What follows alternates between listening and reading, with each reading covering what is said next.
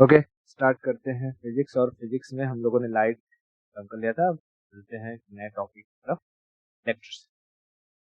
Electricity यानी हिंदी में विद्युत धारा। तो क्या होता है पहले इलेक्ट्रिसिटी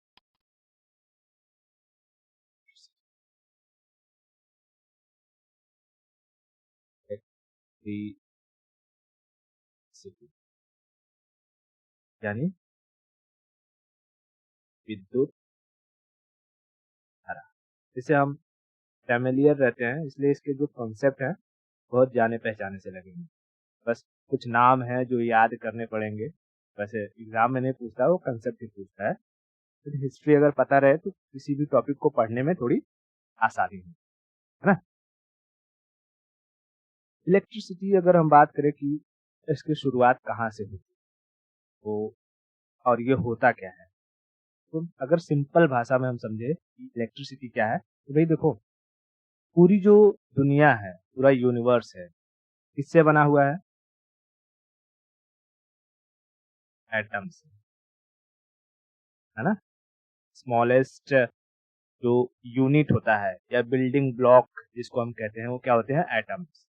कई सारे एटम्स जब मिलते हैं तो एक मैटर का निर्माण होता है। जैसे हमने बायोलॉजी में पढ़ा था कि हमारी बॉडी जो बनती है वो सेल से मिलकर बनती है, तो बॉडी का स्मॉलेस्ट यूनिट सेल होता है। उसी तरीके से हर एक चीज, चाहे वो मटेरियल हो या नॉन मटेरियल हो, मटेरियल मतलब जिसका मृत्यु तय है, उसे हम मटेरियलिस्टिक चीज, ठीक है। तो उस सब कुछ किससे बना हुआ है? एटम से बना हुआ है।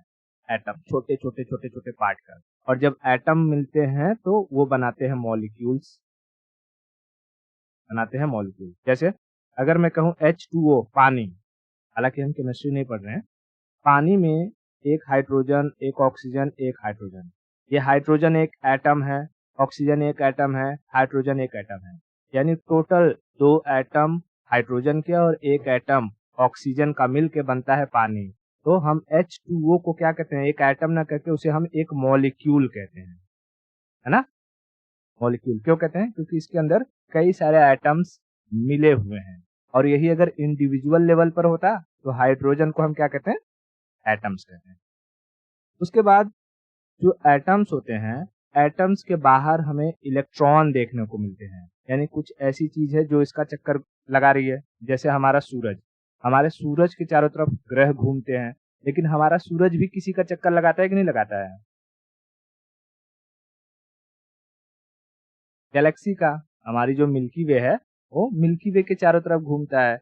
उसी तरीके से जो हाइड्रोजन है, हाइड्रोजन के चारों तरफ घूमते इलेक्ट्रॉन बाहर, हाँ, आउटर लेयर्स में ऐसे कक्षा बनी होती है। लेकिन इसी हाइड्रोजन के अंदर अगर घुस जाएंगे तो हमें मिलेंगे प्रोटॉन्स, न्यूट्रॉन्स।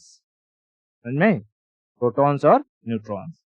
अब ये जो इलेक्ट्रॉन्स है, इनका नेचर जो देखा गया वो नेगेटिव इन नेचर देखा गया, है ना। जैसे कई इंसान होते हैं, कुछ इंसान का मूड नेगेटिव टाइप का होता है, कुछ इंसान का मूड पॉजिटिव टाइप का होता है ना। वो उनके नेचर के ऊपर है। उसी तरीके से इलेक्ट्रॉनों का जो नेचर देखा गया वो कैसा देखा गया? नेगेटिव। और जो प्रोटॉन्स थे उनका नेचर देखा गया पॉजिटिव। तो कभी कभी हम प्रोटॉन्स को पॉजिट्रॉन भी कह देते हैं, समझे। और जो न्यूट्रॉन थे, ये तो न्यूट्रल थे, इनका नेचर कुछ समझ में नहीं आता किसी को कि ये नेगेटिव है या पॉजिटिव है, ये न्यूट्रल रहते हैं, ठीक है। तो ये मैंने बेसिक बेसिक चीजें भी बताई कि इलेक्ट्रॉन क्या होता है, प्रोटॉन क्या होता है, कहाँ पर एटम क्या है, मॉलिक्यूल्स क्या है, ठीक है। क्योंकि बार बार मैं यूज करूंगा flow of electron, charge charge. तो जब इलेक्ट्रॉन के बारे में कुछ पता ही नहीं होगा तो मैं कुछ कहते रहूंगा और समझ में नहीं आएगा। अब हम आते हैं इलेक्ट्रिसिटी, ठीक है। देखो, इलेक्ट्रिसिटी कुछ नहीं है, it is a continuous flow of electron in a particular direction. मैंने क्या कहा? जैसे ये इलेक्ट्रॉन है, ये इलेक्ट्रॉन है, इलेक्ट्रॉन है, इलेक्ट्रॉन है, इलेक्ट्रॉन है, इलेक्ट्रॉन है, इलेक्ट्रॉन है, ठीक है। इलेक्ट्रॉन, इलेक्ट्रॉन का नेचर कैसा रहता है? नेगेटिव।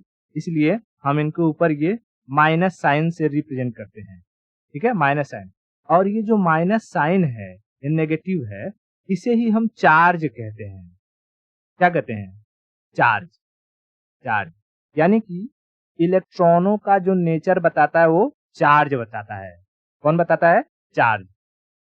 इलेक्ट्रॉनों का अगर कोई नेचर बताएगा कि भाई कैसा नेचर है तो उसके ऊपर देख लो, पॉजिटिव चार्ज रहेगा तो वो क्या इलेक्ट्रॉन कहलाएगा? नहीं, वो प्रोटॉन कहलाएगा। लेकिन वही अगर नेगेटिव चार्ज रहेगा तो वो इलेक्ट्रॉन कहलाएगा। तो कहा जाता है कि भाई चार्ज को रिप्रेजेंट करते हैं क्यू से। जैसे कोई कहेगा कि आमिर खान, तो आमिर खान को किससे रिप्रेजेंट करेंगे? भाई उनका नाम है ना? उनका नाम है तो जो है उनकी फोटो होगी, शक्ल होगी, किसी न किसी चीज से रिप्रेजेंट करते होंगे। तो इसी तरीके से ये जो चार्ज है, चार्ज को हम Q से रिप्रेजेंट करते हैं और कहते हैं Q is nothing but number of electrons. सही बात है ना? जितने इलेक्ट्रॉन्स उतने चार्ज, जितने इलेक्ट्रॉन्स उतने चार्ज। यहाँ n क्या है? 1 2 3 4 कुछ भी हो सकता है। अगर एक इलेक्ट्रॉन है तो उसके ऊपर कितना चार्ज रहेगा? एक चार्ज। एक इलेक्ट्रॉन एक चार्ज, दो इलेक्ट्रॉन एक और चार्ज, यानी दो चार्ज हो गए, दो चार्ज हो गए। तीन इलेक्ट्रॉन एक और चार्ज, तीन चार्ज हो गए। चार इलेक्ट्रॉन एक और चार्ज, चार चार्ज हो गया। तो समझ में आ रहा है कि चार्ज अगर कहेगा कि चार्ज क्या होता है, तो charge is nothing but number of electron, यानी Q is equal to N E. N क्या है यहाँ पर? नंबर्स 1 2 3 4 5 6 जो भी हो सकता है वो नंबर। कितना क्लियर हुआ? चार्ज को हिंदी में कहते हैं आवेश। क्या कहते हैं? आवेश। ठीक है, हिंदी में आवेश, हिंदी में आवेश। अच्छा बताओ, चार्ज इलेक्ट्रॉन के ऊपर पाया जाएगा या जो है एटम पर पाया जाएगा या मॉलिक्यूल्स पर पाया जाएगा? इलेक्ट्रॉन्स के ऊपर पाया जाएगा, है ना? इलेक्ट्रॉन्स। इलेक्ट्रॉन्स कहाँ मूव करते हैं? एटम के चारों तरफ घूमते हैं, एटम के चारों तरफ घूमते हैं। तो कभी कभी क्या होता है, जैसे मान लो ये एक एटम है, मैंने ए से रिप्रेजेंट कर दिया एटम, और इस एटम के ऊपर कई सारे इलेक्ट्रॉन घूम रहे हैं, कई सारे इलेक्ट्रॉन घूम रहे हैं। ठीक है, कितने हैं? 1 2 3 4 5 6। ठीक है, 6। और एक एटम है, उस पर भी कई सारे इलेक्ट्रॉन घूम रहे हैं, कई सारे इलेक्ट्रॉन घूम रहे हैं, कई सारे इलेक्ट्रॉन घूम रहे हैं। अब मान लो कि हम इस एटम को कुछ ऐसा करें, इसको थोड़ा 2-3 झापड़ मार दें या हीट दे दें, और इसमें से इसका एक इलेक्ट्रॉन ना निकल जाए, इसपे से क्या हो जाए? एक इलेक्ट्रॉन निकल जाए और वो उठ करके कहाँ चला जाए? इस पे चला जाए। समझ में आया? यहाँ से एक इलेक्ट्रॉन उठ करके कहाँ चला गया? दूसरे एटम पर चला गया, दूसरे एटम की कक्षा में चला गया। तो अब यहाँ पर एक इलेक्ट्रॉन की कमी हो जाएगी। एक इलेक्ट्रॉन की जब कमी हो जाएगी तो देखो, ये जो एटम था, अमूमन देखा जाता है कि जितने एटम के पास जितने इलेक्ट्रॉन होते हैं ना, उतने ही प्रोटॉन्स होते हैं। क्यों? ताकि एटम स्टेबल रहे। क्या रहे? स्टेबल। सुना है कि एटम्स न्यूट्रल होते हैं। न्यूट्रल का मतलब, जैसे ये हाइड्रोजन एटम है, इसके बाहर में एक इलेक्ट्रॉन है तो इसके अंदर प्रोटॉन कितना होगा? एक ही होगा, ताकि ये इस एटम को न्यूट्रल करके रखे, एकदम शांत बना रहे अपनी अवस्था में। लेकिन अगर इसका एक इलेक्ट्रॉन बाहर चला गया तो अब इसके अंदर किसकी संख्या ज्यादा हो गई? प्रोटॉन्स की। और प्रोटॉन्स के ऊपर चार्ज कौन सा है? पॉजिटिव। तो यही पॉजिटिव चार्ज आ जाएगा इसके ऊपर, और ये हमारा जो हाइड्रोजन रहेगा, ये overall hydrogen atom positively charge हो जाएगा। समझ में आया? हाइड्रोजन एटम क्या हो जाएगा? पॉजिटिवली चार्ज हो जाएगा। यानी हमने देखा कि अगर इलेक्ट्रॉन्स निकल करके कहीं और चला जाए तो इनके पास प्रोटॉन्स की संख्या के हिसाब से इस एटम के ऊपर चार्ज आ जाता है। लेकिन एक बात बताओ, अगर इसी हाइड्रोजन में एक और इलेक्ट्रॉन आकर के जुड़ जाए, अब बताओ इलेक्ट्रॉनों की संख्या कितनी हो गई? 2 हो गई, और प्रोटॉन की 1। तो हावी कौन होगा? इलेक्ट्रॉन। अब इसके हिसाब से यहाँ पर आ जाएगा नेगेटिव चार्ज। एटम के ऊपर कौन सा चार्ज हो जाएगा? Negative charge. यानी इलेक्ट्रॉनों के आने और जाने से इम्पैक्ट आता है एटम्स के ऊपर। अगर एटम्स के अंदर से इलेक्ट्रॉन निकल जाते हैं, भाग जाते हैं, तो एटम के पास प्रोटॉन्स की संख्या बढ़ जाती है और एटम के सरफेस के ऊपर पॉजिटिव चार्ज आ जाएंगे, ठीक है, पॉजिटिव चार्ज आ जाएंगे। और अगर एटम्स के अंदर एक इलेक्ट्रॉन्स आ जाते हैं तो इनके अंदर इलेक्ट्रॉनों की संख्या बढ़ जाएगी और सरफेस के ऊपर नेगेटिव चार्ज आ जाएंगे। तो हम कहेंगे हमारा एटम पॉजिटिवली चार्ज है या नेगेटिवली चार्ज है। लेकिन अगर एक भी इलेक्ट्रॉन मूव नहीं कर रहे हैं, प्रोटॉन्स और इलेक्ट्रॉन्स की संख्या सेम है, तो हम कहेंगे हमारा एटम न्यूट्रल है, हमारा एटम न्यूट्रल है। ये पहले ये मोटा मोटा कंसेप्ट समझ में आया मैंने क्या क्या पढ़ा।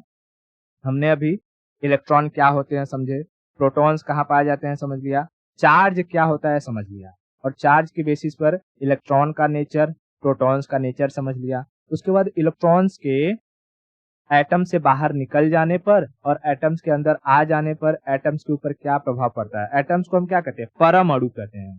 परम मतलब छोटा, परमाणु।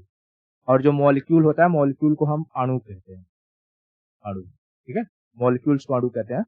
एटम को हिंदी में परमाणु कहते हैं, छोटा अणु, परम मतलब छोटा, ठीक है। जैसे आत्मा, परमात्मा, ठीक है। तो ऐसे ही हमने क्या समझ लिया कि भाई हमारे जो एटम्स होते हैं उनके ऊपर भी चार्जेस आ जाते हैं, चार्जेस आ जाते हैं। अमूमन इस इलेक्ट्रिसिटी की जो शुरुआत हुई या इन चार्ज की डिस्कवरी हुई वो होती है जब ग्रीक में लोग फिलोसफी वगैरह करते थे। तो एक फिलोसफर था, उसका नाम था थेल्स। थेल्स, क्या नाम था, थेल्स। थेल्स ने जहाँ महारानी के यहाँ काम करता था तो उसने देखा कि पहले जमाने में तो जो राजा हुआ करते थे, महारानी हुआ करती थी, तो वहां वो रेशम के कपड़े पहनते थे, है ना, रेशम। और ये थेल्स कोई रॉड वगैरह लिया था और वो रॉड को जैसे ही वो रेशम के कपड़े के पास ले गया तो उसने देखा कि वो रेशम का कपड़ा जो था वो रॉड से चिपक गया। रेशम का जो कपड़ा था वो किससे चिपक गया, रॉड से। ये थेल्स नहीं है, ये इसके बारे में मत देखना, हाँ, रॉड से चिपक गया।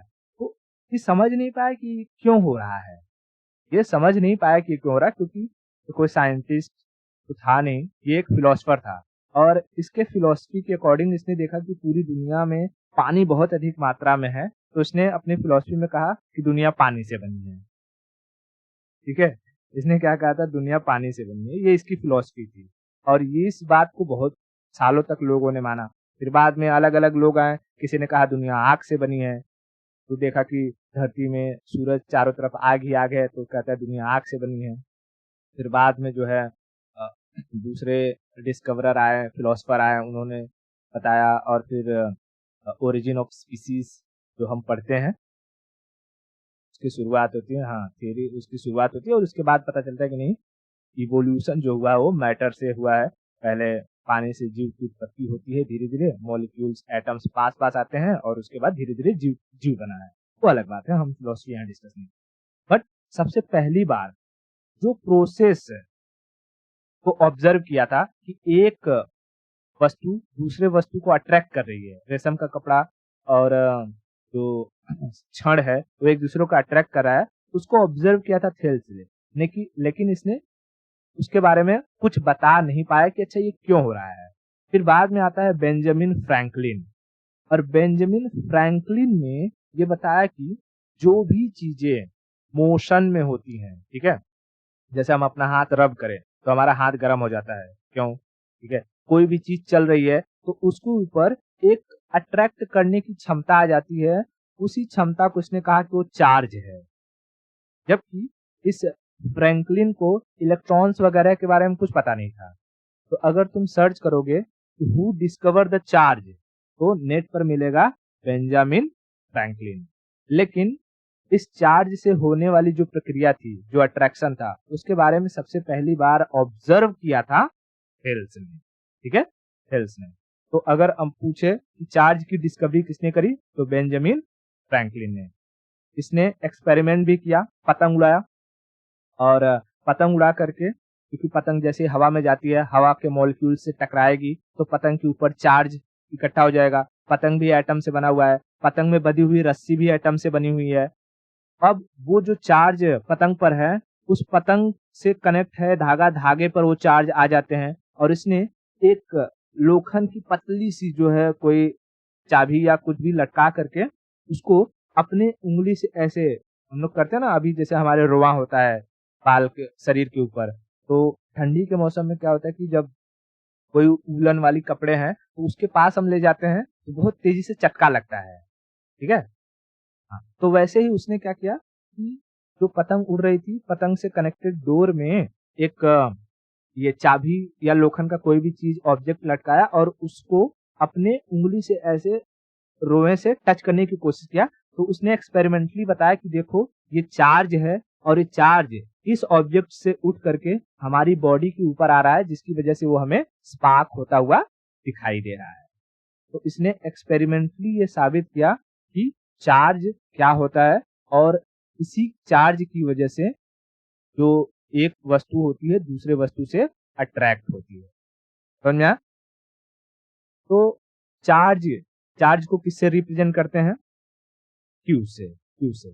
चार्ज की डिस्कवरी किसने करी? बेंजामिन फ्रैंकलिन ने। बेंजामिन फ्रैंकलिन ने, ठीक है, बेंजामिन फ्रैंकलिन। अब हम ये समझते हैं, अच्छा इस चार्ज का इलेक्ट्रिसिटी से क्या लेना देना है? तो हमको पता है इलेक्ट्रिसिटी क्या होती है। What is electricity? Electricity electricity is nothing but the continuous flow of electron. क्या है? Continuous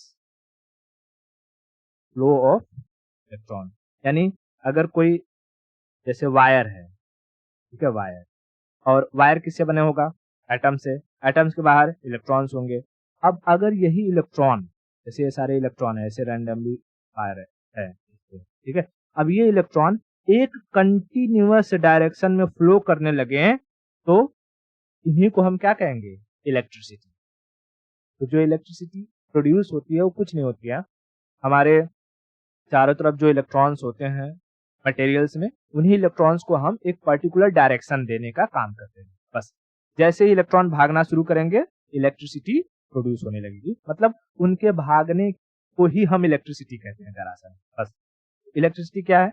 continuous flow of electron in a particular direction is nothing but the electricity. कहेगा अच्छा चार्ज क्या है? What is Q? Q is nothing but number of electrons. Number of electrons. Charge is nothing but number of electrons. Number of electrons. इतना clear है? इलेक्ट्रॉनों के कम हो जाने से या अधिक हो जाने से ये चार्ज किस पर आ जाता है? एटम के सरफेस पर। एटम के सरफेस पर। तो चार्ज हमेशा कहाँ आ जाते हैं? सरफेस पर आ जाते हैं। सरफेस पे, ठीक है, सरफेस पे। ये चार्ज किसी भी नुकीली ऑब्जेक्ट से या नुकीली जो ऑब्जेक्ट होती है ना उसके किनारे पर ज्यादा एक्यूमुलेट हो जाते हैं, मतलब कि इकट्ठा रहते हैं और वहां से अगर इन्हें कोई ग्राउंड मिलता है तो वो फटाक से डिस्चार्ज हो जाते हैं। इसीलिए जब ठंडी के टाइम पीरियड में जो हमारा शरीर होता है, बॉडी में हमारे हेयर्स होते हैं। हेयर्स क्या करते हैं कि हमारा शरीर भी इलेक्ट्रिसिटी प्रोड्यूस करता है कि नहीं करता है? 2 वोल्ट का, क्योंकि हमारा जो हार्ट होता है, हार्ट में जो एट्रोसाइनल लोब होता है नीचे वाला सेक्शन, वो 2 वोल्ट का इलेक्ट्रिसिटी प्रोड्यूस करता है ताकि हमारे अंदर जो प्रोसेस है वो कंटिन्यूअस चलता रहे। वो बंद हो जाएगा तो फिर गड़बड़ हो जाएगा, उसके लिए फिर हमें पेस मेकर वगैरह लगाना पड़ता है कि वो इलेक्ट्रिसिटी की जनरेट कर सके। तो इस 2 वोल्ट की इलेक्ट्रिसिटी में अब हमारे शरीर में जो इलेक्ट्रॉन्स है, हमारा शरीर भी एटम से बना हुआ है, मॉलिक्यूल से बना हुआ है, सब कुछ मिल करके सेल के अंदर बहुत सारी चीजें हैं, तो वहां भी इलेक्ट्रॉन्स है। अब ये इलेक्ट्रॉन्स क्या होती हैं कि हमारे जो हेयर्स होते हैं, जब देखो ठंडी के टाइम पीरियड में आसपास के माहौल में मॉइस्चर नहीं होता है, और जब मॉइस्चर नहीं होता है, शरीर ड्राई होता है, तो ये सारे के सारे जो इलेक्ट्रॉन्स होते हैं ये बालों पर आकर के इकट्ठा रहते हैं, है ना। और जैसे ही इन्हें कोई एक ऐसा प्लेटफॉर्म मिलता है, जैसे वूलन कपड़ा हो गया, वूलन कपड़े पर भी ये वूलन कपड़ा क्या करता है? चार्ज को अपनी तरफ अट्रैक्ट करता है। चार्ज को अपनी तरफ अट्रैक्ट करता है। तो जैसे ही वूलन कपड़ा हमारे बाल से टच होता है, ये तड़ाक से कहाँ चले जाते हैं? इस वूलन कपड़े पे, और एक स्पार्क छोड़ते हैं। या ठंडी के टाइम पीरियड में जब बाल सूखा हो, उसे अगर कंघी से हम उसमें कंघी करते हैं, तो कॉम प्लास्टिक है और ये बाल जो होते हैं वो रेशम की तरह काम करने लगते हैं, तो उसमें भी हमें एक तड़तड़ी देखने को मिलता है क्योंकि वहां से भी इलेक्ट्रॉन क्या होते हैं, डिस्चार्ज होते हैं। समझ में आया? डिस्चार्ज कैसे होते हैं? मतलब वो बाल के ऊपर इकट्ठा रहते हैं, है ना? हम खड़े होते हैं ज़मीन पे, ज़मीन जो हमारी धरती है, धरती, वो किसी भी इलेक्ट्रिसिटी को सक करने की क्षमता रखती है। वो एक तरीके का सिंक है, उसकी सकिंग पावर अनंत है। इसलिए चाहे आसमान से बिजली गिरे, तो वो बिजली चाहे किसी ऑब्जेक्ट पर गिरती है या चाहे पेड़ पर गिरे, आदमी पर गिरे, वो अल्टीमेटली जाती कहाँ है? ज़मीन के अंदर। ज़मीन के अंदर। इसीलिए गाँव में क्या करते हैं, जब वायर वगैरह लगाते हैं, तो एक ग्राउंड लगा देते हैं, है ना?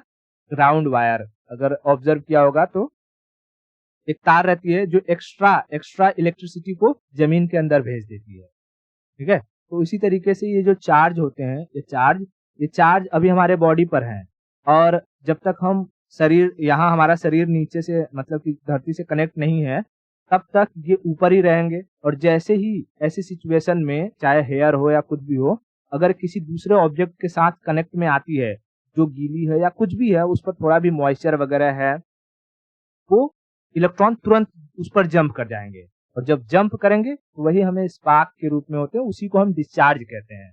वो एक जगह से दूसरी जगह चले जाते हैं। क्योंकि जो देखो चार्ज एक होते हैं नेगेटिव चार्ज और एक होते हैं पॉजिटिव चार्ज। नेगेटिव चार्ज अगर जो होते हैं, उनका नेचर होता है कि वो पॉजिटिव चार्ज को अपनी तरफ अट्रैक्ट कर लेते हैं, ठीक है? और पॉजिटिव चार्ज का नेचर होता है कि ये बाहर भागने की कोशिश करते हैं हमेशा। समझ में आया? पॉजिटिव चार्ज का ये क्या है, जैसे कि मैंने कहा कि जो एटम है, एटम अगर पॉजिटिव चार्ज हो गया, तो वो चार्ज कहाँ आ जाएगा? इस सरफेस पे आ जाएगा, सरफेस पर और ये पॉजिटिव चार्ज बाहर भागने की कोशिश करेगा। ये बाहर कैसे भागेगा? अगर इसके पास कोई दूसरा ऐसा एटम आ जाए, जिसके ऊपर नेगेटिव चार्ज हो, तभी तो ये दोनों आकर के क्या करेंगे? न्यूट्रलाइज़ हो जाएँगे। तो जब ये जाएँगे, ये पॉजिटिव, ये नेगेटिव मिलेगा, धड़ाक से एक स्पार्क मारेगा और वही हमें दिखाई देता है। समझा? इसलिए जब कॉम्ब वगैरह करो, इस ठंडी के टाइम पीरियड में मोस्टली क्या है कि बालों में तेल वगैरह लगा के रखना चाहिए, मॉइस्चर बना रहना चाहिए, तब वो तड़तड़ाहट नहीं होगी। ये तड़तड़ाहट हमें कभी गर्मी या बारिश में देखने को नहीं मिलेगी। क्यों? क्योंकि उस वक़्त एनवायरनमेंट में मॉइस्चर रहता है, पानी रहता है, तो ये जो चार्जेस हैं, वो एक्युमुलेट नहीं हो पाते हैं और इस समय में शरीर सूखा रहता है पूरी तरीके से, तो चार्जेस एकदम ऊपर आके एक्युमुलेट रहते हैं और वूलन जो कपड़े रहते हैं, उससे ज़्यादा वो अट्रैक्ट होते हैं। ठीक है? ओके। तो इतना समझ में आया इलेक्ट्रिसिटी क्या है पहले? Continuous flow of electron, continuous flow of electron. What is the charge? Charge क्या है? Charge charge Q is nothing but number of electrons, number of electrons, ठीक है? Number of electrons. ओके। अब देखो, ये जो चार्ज होता है ना, अगर ये चार्ज रुका हुआ है, जैसे किसी मैंने बताया कि ये आकर के सरफेस पर रुका रहता है, ठीक है? ये एटम है, मान लो हाइड्रोजन एटम और इसके सरफेस पर अगर ये चार्ज रुका हुआ है, ठीक है? चार्ज रुका हुआ है, तो ये अपना एक फील्ड जनरेट करेगा, जिसे सिर्फ दूसरे चार्ज ही समझ पाएँगे। होता है ना कि अगर एक डीएम है, डीएम डीएम मतलब डिस्ट्रिक्ट मजिस्ट्रेट, उसकी पावर को दूसरा डीएम ही समझ पाता है कि हाँ, इस डीएम का हद कहाँ है, भाई इतने एरिया में कुछ कांड हुआ तो इनकी जिम्मेदारी और इसके बाहर हुआ तो इनकी जिम्मेदारी। उसी तरीके से जो एटम्स के ऊपर जो चार्ज होते हैं, चार्ज, उस चार्ज अगर रुका हुआ है तो उसके फील्ड को दूसरा चार्ज ही समझ पाएगा कि ये कहाँ तक इसका रेंज है। समझ आ रहा है? तो हम यूँ कहें कि एक चार्ज यहाँ है, तो इसका अपना कोई न कोई एरिया होगा, कोई न कोई एरिया होगा। ये रुका हुआ चार्ज है। तो जब चार्ज रुका रहता है, वो सिर्फ इलेक्ट्रिक, इस एरिया को हम कहते हैं इलेक्ट्रिक फील्ड। इस एरिया को क्या कहते हैं? Electric field. कब? जब चार्ज रुका हुआ है। जब चार्ज रुका हुआ है, तो ये इलेक्ट्रिक फील्ड प्रोड्यूस करता है और उसे सिर्फ दूसरा चार्ज ही महसूस कर पाएगा। लेकिन अगर यही चार्ज मूव करने लगे, चार्ज मूव करने लगे मतलब इलेक्ट्रॉन मूव करने लगेगा, है ना? अगर ये चार्ज क्या करने लगे, मूव करने लगे, तो ये इलेक्ट्रिक फील्ड के साथ साथ, तो एक तो इसका जो फील्ड रहेगा वो अपने फील्ड को लेकर जाएगा ही, आगे बढ़ेगा ही, उसके साथ साथ इलेक्ट्रिक के साथ साथ ये मैग्नेटिक फील्ड भी क्रिएट करता है। यानी मैग्नेटिक फील्ड का मतलब, मैग्नेट होता है, मैग्नेट का नेचर क्या है, वो दूसरे मैग्नेट को या दूसरे ऑब्जेक्ट को अपनी तरफ खींच लेता है ना, अपनी तरफ खींच लेता है। तो इसी तरीके से जो हाई टेंशन वायर्स होते हैं, बड़े बड़े, ठीक है, हाई टेंशन जो वायर होते हैं, उनमें जहां पर 20,000 वोल्ट का करंट दौड़ रहा होता है, उसको नीचे नहीं जाना चाहिए, या उसके नीचे खड़े होकर के कोई डंडी वगैरह नहीं उठाना चाहिए। क्यों? क्योंकि ये जो चार्ज मूव कर रहा है, इसके पास पावर है खींच लेने की। अगर तुम उसके पास जाओगे तो क्या कर लेगा, वो तुम्हें खींच लेगा और शॉक मारेगा। समझ में आ रहा है? कैसे खींचेगा कि ये चार्ज हमेशा सोचेगा कि मैं ग्राउंड में चला जाऊं, ये ग्राउंड में चला जाऊं, और तुम हो नीचे ग्राउंड से कनेक्टेड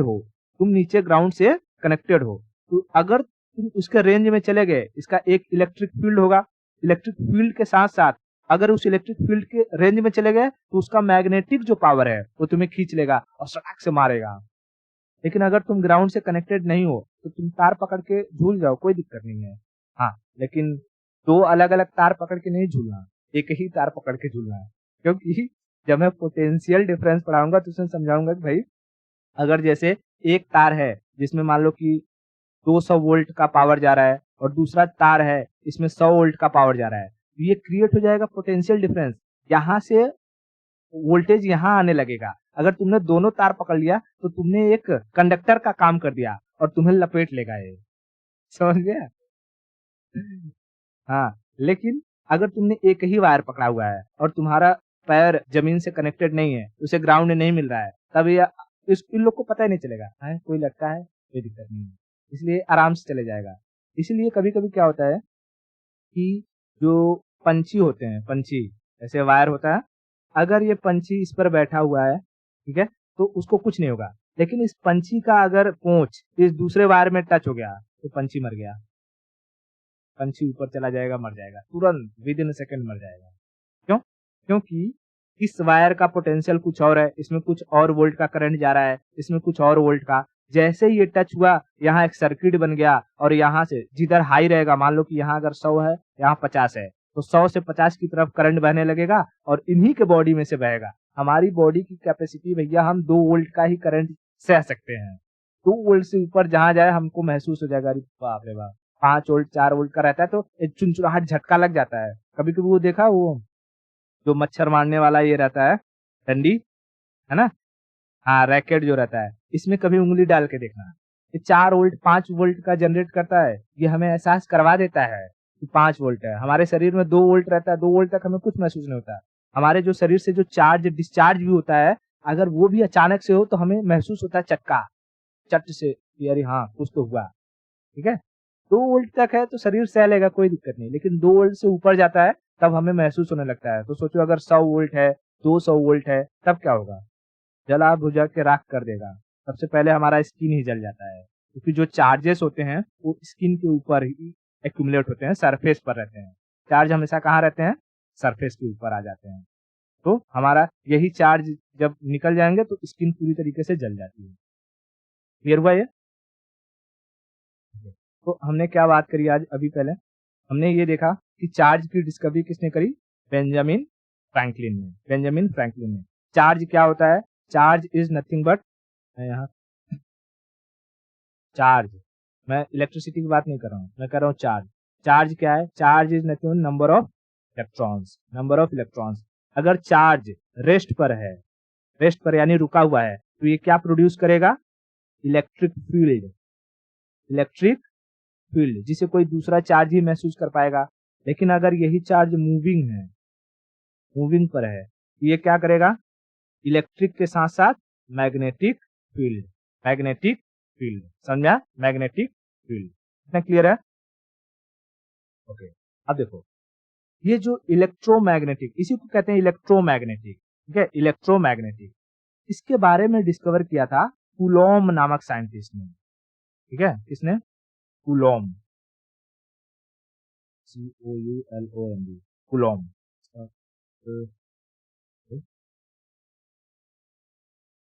ये है मिस्टर कूलॉम, ठीक है, कूलॉम नामक साइंटिस्ट ने, इसने बताया था इलेक्ट्रोमैग्नेटिक फोर्स के बारे में। तो हम अब बाद में इसको समझेंगे भी कि इन्हें क्या इक्वेशन दिया कि एक चार्ज जो दूसरे चार्ज के बीच में कौन सा फोर्स लगता है, उन सब के बारे में समझेंगे। लेकिन थोड़ी सी पहले हम बेसिक्स और समझ लेते हैं कि देखो, हमने बताया कि भाई सारी की सारी जो चार्जेस होते हैं वो सरफेस के ऊपर आ जाते हैं, और ये चार्जेस किस पर होते हैं?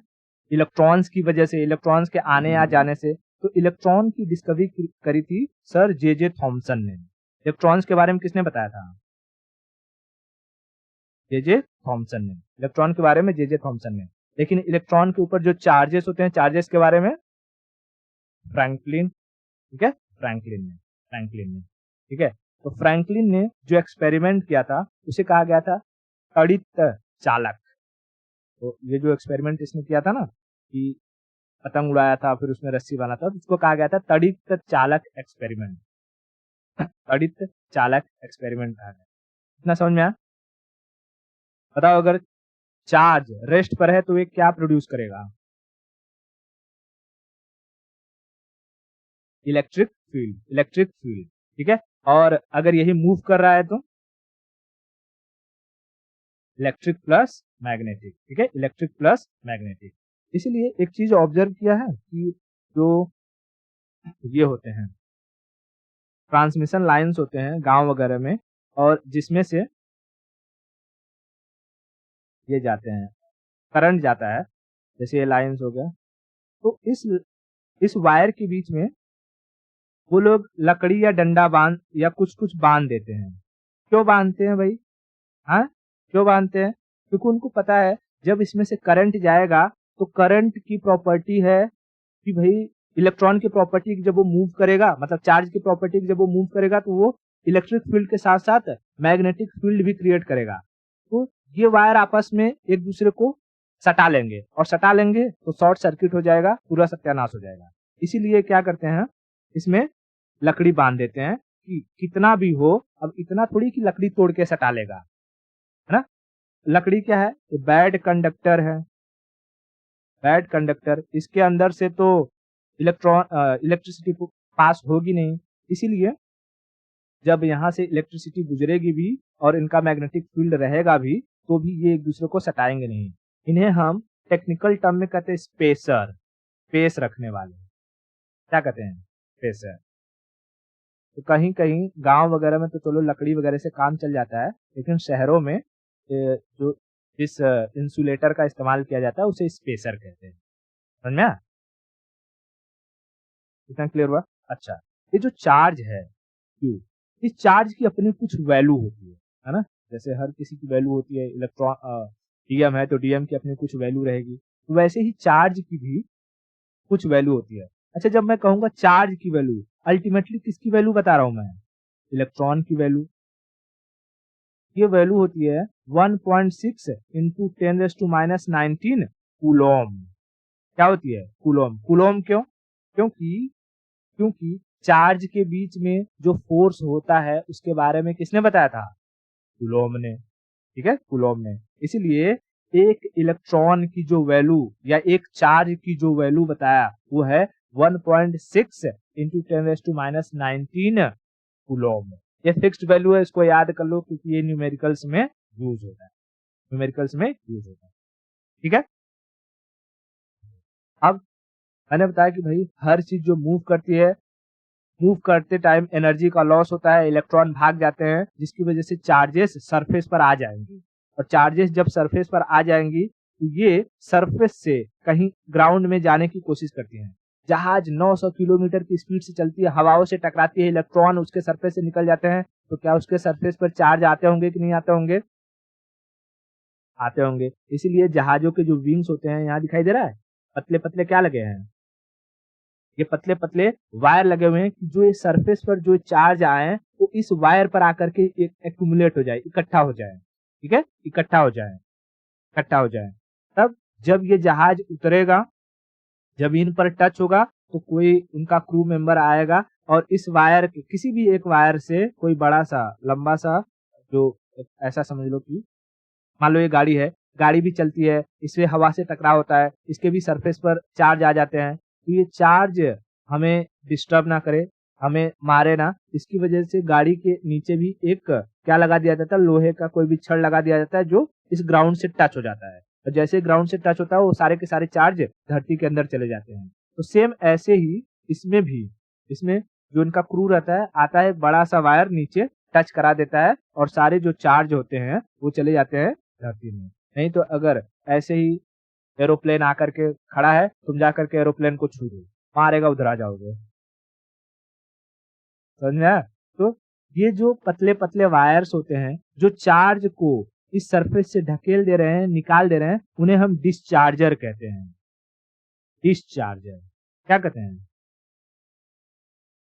डिस्चार्जर। समझ में आया? डिस्चार्जर। तो क्योंकि ये चार्ज, अच्छा बताओ, ये चार्ज कहीं मूव कर पाएंगे?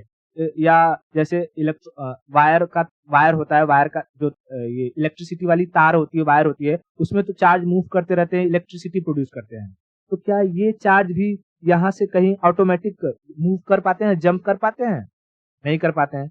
इसलिए ये रुके होते हैं, इसलिए इन्हें कहते हैं स्टैटिक। वर्ड क्या यूज किया जाता है? स्टैटिक। रुके हुए का मतलब स्टैटिक। और ये है चार्ज, तो इन्हें कहा जाता है स्टैटिक चार्ज। और ये डिस्चार्ज करता है तो इसे कहेंगे स्टैटिक चार्ज डिस्चार्जर। स्टैटिक चार्ज डिस्चार्जर या स्टैटिक डिस्चार्जर या स्टैटिक डिस्चार्जर। तो हमारे शरीर के ऊपर जब हम हाथ रब करते हैं, हमारे शरीर के ऊपर जो हेयर्स होते हैं, वो हेयर्स इन्हीं डिस्चार्जर का काम करते हैं। हमारे हेयर के ऊपर क्या आ जाएंगे? सारे के सारे चार्ज आ जाते हैं और जैसे ही उलन कपड़े से टकराता है वो डिस्चार्ज हो जाते हैं और हमें स्पार्क देता है। जिसको हेयर नहीं रहेंगे उसको कितना भी उलन का कपड़ा टच करा लो, डिस्चार्ज नहीं होने वाला है। समझा?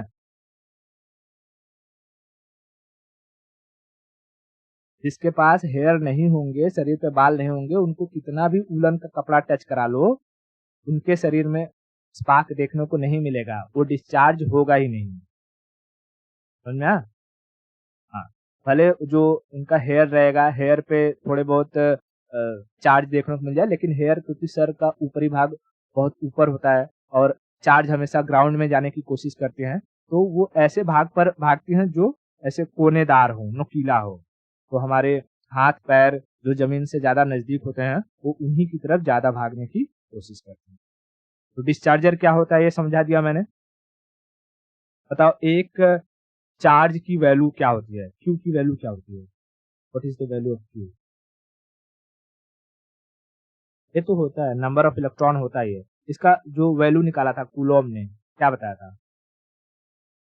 एक एक इलेक्ट्रॉन वोल्ट की वैल्यू क्या है? इसको हम कहते हैं इलेक्ट्रॉन वोल्ट की value 1.6 into 10⁻⁹ Coulomb.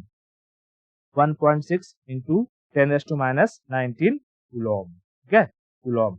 Charge, charge की डिस्कवरी किसने करी? फ्रैंकलिन ने। इलेक्ट्रॉन की डिस्कवरी किसने करी?